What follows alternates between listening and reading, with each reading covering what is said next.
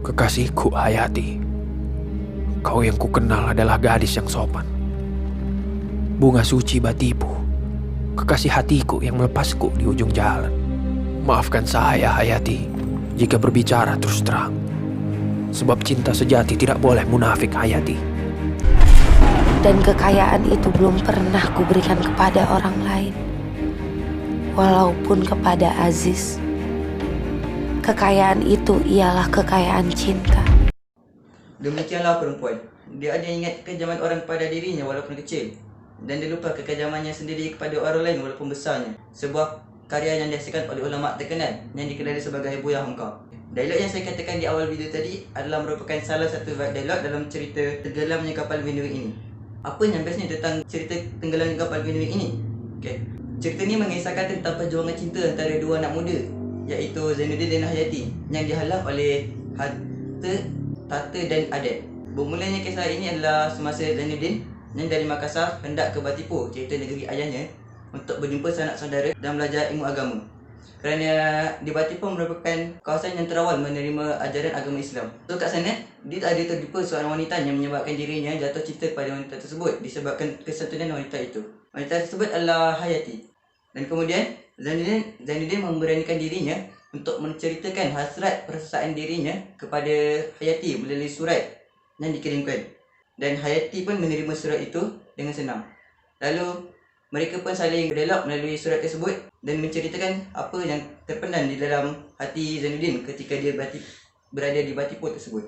Kemudian khabar mereka yang saling berbalas surat telah menjadi bulanan orang ramai di kawasan tersebut, hinggalah berita itu sampai ke telinga ahli keluarga Hayati. Disebabkan keluarga Hayati terkenal dengan adat mereka, hal tersebut boleh mengaibkan keluarga Hayati sendiri.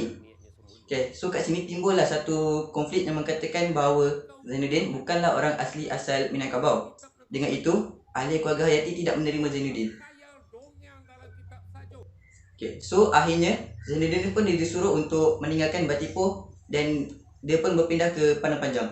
Zainuddin berpindah ke Padang Panjang. Dia berjumpa dengan Hayati untuk berjanji menjaga hati satu sama lain. So kat sini kita boleh dapat satu persoalan, iaitu bagaimanakah perjalanan Zainuddin untuk mengabulkan cintanya untuk bersatu semula dengan Hayati. Untuk mencari kebahagiaan dia bersatu semula dengan Hayati. So saya akan cerita sampai sini saja. Mungkin sebab ada yang akan melihat ceritanya sendiri dan tak nak dengan spoiler. So next, kita akan menceritakan tentang salah seorang watak terpenting dalam cerita tenggelamnya kapal Benue ini. Watak tersebut adalah Hayati. Hayati merupakan orang asli Minangkabau yang keluarganya sangat terkenal dan sangat berpegang pada adat dalam pelbagai hal. Hayati ini juga merupakan mangsa keadaan dalam cerita tenggelamnya kapal Benue ini, kerana dia dipaksa untuk berkahwin dengan orang yang tidak disukainya oleh keluarganya sendiri.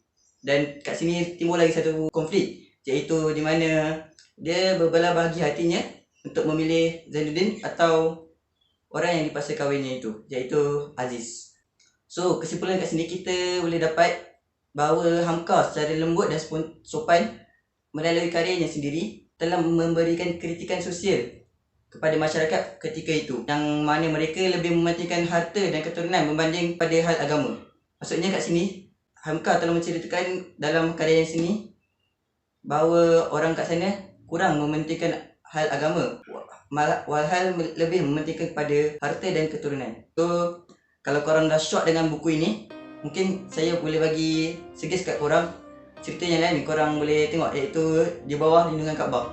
Kerana buku tu juga merupakan karya yang dihasilkan oleh orang sama, iaitu Buya Hamka. So rating bagi buku ini, bagi saya memberikan rating dalam 9/10 sebab buku ni memang best dan banyak pengejaran yang korang boleh improve dalam cerita ni. So sekian daripada saya. Terima kasih.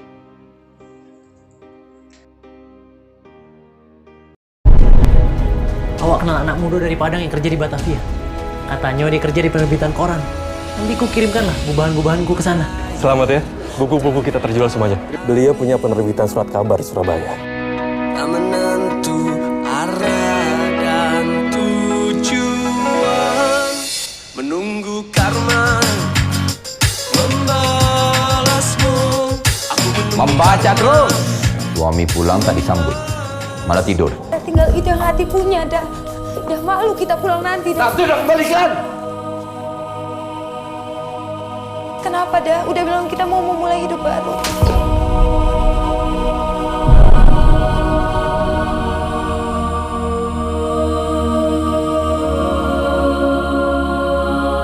Saya kenalkan tuan-tuan semua dengan sahabat saya, Aziz dan Rangkayo.